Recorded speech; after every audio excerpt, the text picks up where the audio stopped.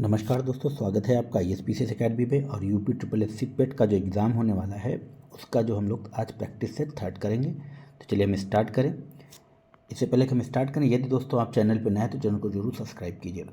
यहाँ पे पहला क्वेश्चन कह रहा है कि जहांगीर द्वारा किस कंपनी को सूरत में कारखाने लगाने को अधिकृत किया गया था। तो वह थी इंग्लिश ईस्ट इंडिया कंपनी को फरमान जो जारी किया गया था सूरत में फैक्ट्री खोलने का, वो था 1613 में, जो कि सर टॉमस रो के द्वारा प्राप्त किया गया था। सेकंड में कह रहा है कि पृथ्वीराज चौहान के विरुद्ध मोहम्मद गौरी के आक्रमण के समय कन्नौज पर निम्नलिखित में से किस वंश का शासन था। तो वह था आपका गहडवाल वंश का, ऑप्शन डी।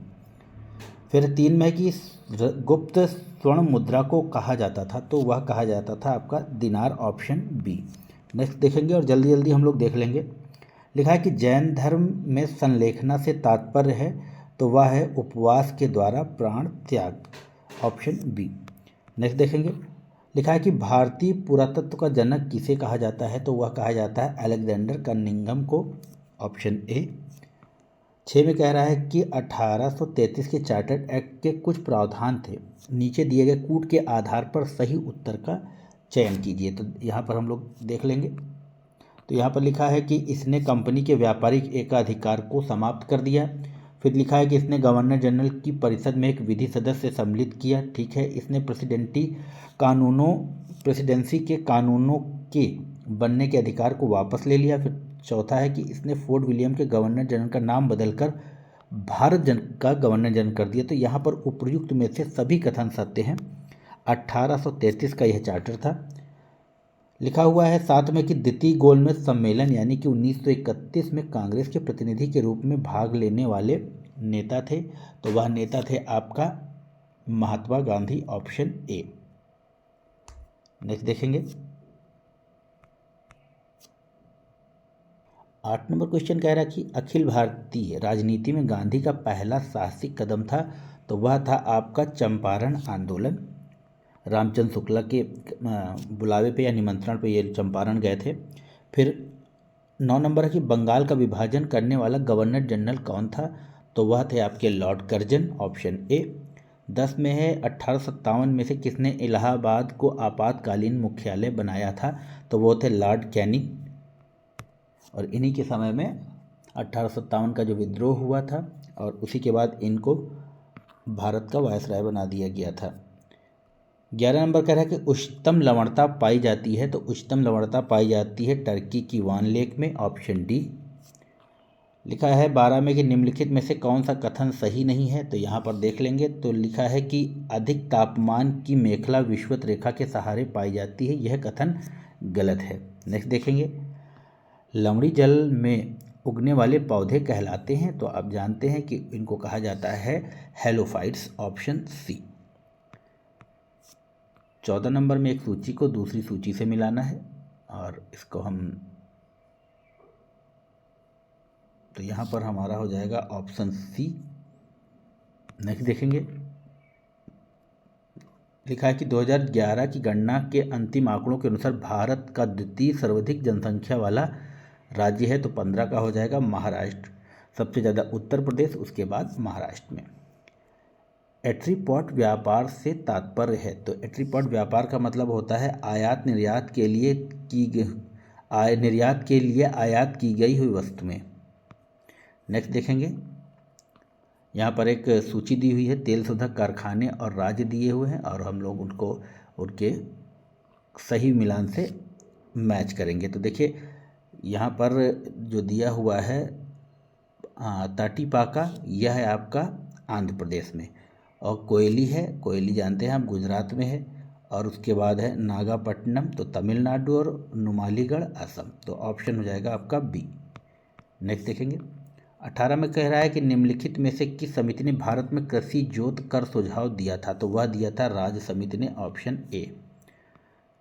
फिर नेक्स्ट है कि बैंक दर का आशय है, तो 19 का हो जाएगा केंद्रीय बैंक द्वारा ली जाने वाली आधिकारिक ब्याज दर।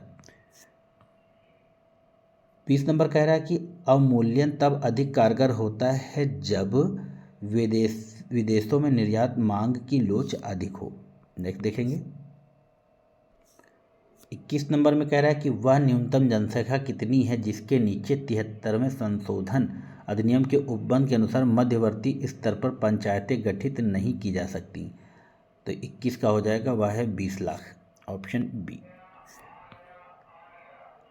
22 नंबर में कह रहा है निम्नलिखित में से किस विषय पर राष्ट्रपति के लिए मंत्रिपरिषद से सलाह लेना आवश्यक नहीं है? तो वह है विधेयकों पर स्वीकृति देना, ऑप्शन बी।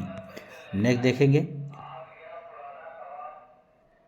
23 नंबर में कथन और कारण दिया है। कथन क्या है कि भारत में प्रेसिडेंट है किंतु प्रेसिडेंसी नहीं है।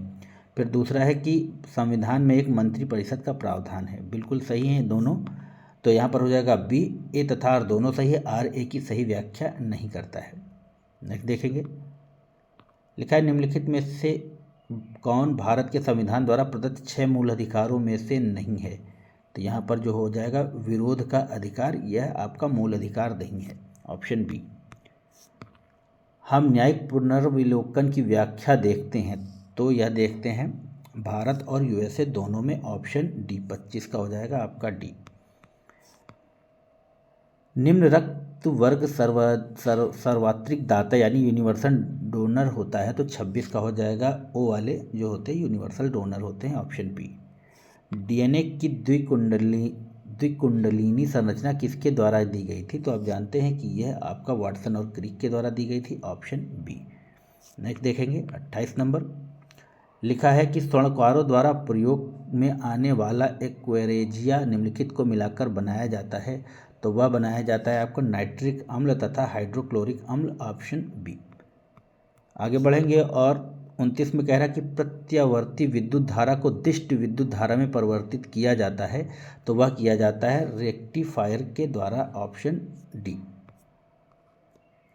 नेक्स्ट देखेंगे पाइराहिलियोमीटर का प्रयोग निम्न में से किससे नापने के लिए किया जाता है? तो 30 का हो जाएगा सोलर रेडिएशन को, ऑप्शन बी। आगे बढ़ेंगे और नेक्स्ट सेगमेंट में जाएंगे और यहाँ पर लिखा हुआ है 51 नंबर में कि हिंदी नाटक अंधेर नगरी के रचयिता कौन हैं? तो वह हैं आपके भारतेंदु हरिश्चंद्र, ऑप्शन बी। मधुबनी कला कहाँ प्रसिद्ध है? तो आप जानते हैं कि यह आपका मिथिला में प्रसिद्ध है, ऑप्शन बी। निम्नलिखित में से क्या एक ग्रीन हाउस गैस नहीं है? तो 53 का हो जाएगा D. Carbon monoxide green house gas नहीं है, ऑप्शन डी। नेक्स्ट देखेंगे, यहाँ पे लिखा हुआ है कि 54 में कि सर्वप्रथम पारिस्थितिकी तंत्र शब्द का प्रयोग किया गया था, तो वह किया गया था एजी टेंसले के द्वारा, ऑप्शन ए। नेपाली भाषा मुख्य रूप से किस राज्य में बोली जाती है? तो 55 का हो जाएगा सी, सिक्किम में। आगे बढ़ेंगे 56 में कह रहे निम्न में से सर्वाधिक सीमाओं वाला देश कौन सा है? तो 56 का हो जाएगा ए, चीन। मृत्युदंड के मामले में क्षमा देने का अधिकार किसे है? तो वह है ऑप्शन बी, राष्ट्रपति को। मथुरा कला स्कूल कब अपने शिखर पर पहुंचा? तो 58 का डी, कुषाण काल में, और इसी काल में बुद्ध की जो प्रतिमाएं हैं वो बनाई गई थी। नेक्स्ट देखेंगे, राष्ट्रीय सांख्यिकी कार्यालय द्वारा हाल ही में जारी आंकड़ों के अनुसार वित्त वर्ष 2020-21 की तिमाही में से भारत की वृद्धि दर क्या है? तो दूसरी तिमाही में देख लेंगे भारत की वृद्धि दर, तो वह है आपका 7.5% यानी कि 7.5%। आगे बढ़ेंगे, रक्षा मंत्री राजनाथ सिंह ने हाल ही में एंटी सैटेलाइट मिसाइल के मॉडल का अनावरण किया। भारत ने इस मिसाइल का परीक्षण किस वर्ष किया था? तो 60 का हो जाएगा सी, 2019 में। नेक्स्ट देखेंगे, लिखा है विश्व में किसी भी देश में सबसे लंबे समय तक पद पर रहने वाले शेख खलीफा बिन सलमान अल खलीफा किस देश के प्रधानमंत्री थे जिनका हाल ही में निधन हो गया है? तो वह थे आपके बहरीन के, ऑप्शन ए। नेक्स्ट देखेंगे 62 नंबर क्वेश्चन कह रहा है कि स्वदेश विकसित पहली निमोनिया की वैक्सीन निमोसिल का निर्माण करने वाली कंपनी? तो option A, serum institute of India. फिर लिखा है मध्य प्रदेश के किस शहर को हाल ही में यूनेस्को की विश्व धरोहर शहरों की सूची में शामिल किया गया है? तो यहाँ पर किया गया है आपका ग्वालियर और ओरछा को, ऑप्शन सी। लिखा है कि प्रधानमंत्री नरेंद्र मोदी G7 शिखर सम्मेलन में शामिल होंगे। इस संदर्भ में निम्न कथनों में से कौन से कथन सत्य हैं? तो 64 का हो गया आपका केवल तीसरा कथन बी वाला। 2021 में होने वाले 46वें G7 शिखर सम्मेलन की मेजबानी ब्रिटेन कर रहा है। नेक्स्ट देखेंगे, लिखा है आकाश मुक्त यानी ओपन स्काई ट्रीटी हाल ही के दिनों में सुर्खियों में रहा। इस संधि के संदर्भ में निम्न में से कौन सा कथन सत्य है? यह संधि अमेरिका और रूस सहित 35 देशों के बीच हवाई निगरानी से संबंधित है। रूस और अमेरिका इस संधि से अलग हो गया। इस संधि में नाटो के सदस्य देश भी शामिल हैं। तो यहाँ पर हो जाएगा आपका ऑप्शन डी, तीनों ही कथन सत्य हैं। 66 में लिखा है कि सौर ऊर्जा क्षेत्र में सहयोग के लिए भारत के साथ समझौता ज्ञापन पर हस्ताक्षर करने के लिए किस देश को केंद्रीय मंत्रिमंडल जनवरी 2021 में मंजूरी दी? देख लेंगे हम लोग, और वो है आपका उज्बेकिस्तान, ऑप्शन बी। नेक्स्ट देखेंगे, आपदा प्रबंधन में उनके योगदान के लिए किस संस्था को सुभाष चंद्र बोस आपदा प्रबंधन पुरस्कार 2021 प्रदान किया गया? तो वह किया गया sustainable environment and ecology development society seeds को, ऑप्शन बी। 68 में लिखा है भारत में हाल ही में VLSRM मिसाइल का सफल परीक्षण किया। इस मिसाइल के संदर्भ निम्नलिखित में से कौन से कथन सही है? तो पहला कथन है DRDO ने इसे देश में ही डिजाइन किया और विकसित किया। ठीक है। यह सतह से हवा में मार कर कम दूरी पर तक मार करने वाली मिसाइल है, ये भी ठीक है। यह मिसाइल विशेष तौर पर नौसेना के लिए डिजाइन की गई है। तो यहाँ पर तीनों ही कथन सही हैं, ऑप्शन डी। 69 में लिखा है कि कंपनी के दूसरा संशोधन नियम 2021 के अनुसार अनिवासी भारतीय के रूप में माने जाने वाले भारतीय मूल के व्यक्ति के लिए भारत में रहने की न्यूनतम अवधि क्या है? तो 69 का हो जाएगा आपका 120 दिन, ऑप्शन बी। फिर लिखा है कि निम्नलिखित में से किस भारतीय संस्थान को हाल ही में संयुक्त राष्ट्र का एशिया एनवायरनमेंट एनफोर्समेंट अवार्ड 2020 से सम्मानित किया गया? तो वह है आपका वन्य जीव अपराध नियंत्रण ब्यूरो, ऑप्शन बी। तो मित्रों, यह थे कुछ महत्वपूर्ण प्रश्न जिनकी आपकी परीक्षा में आने की संभावना है। आशा है कि यह वीडियो आपको पसंद आएगा। चैनल को लाइक कीजिए, शेयर कीजिए, सब्सक्राइब कीजिए। जय हिंद, जय भारत, नमस्कार, धन्यवाद।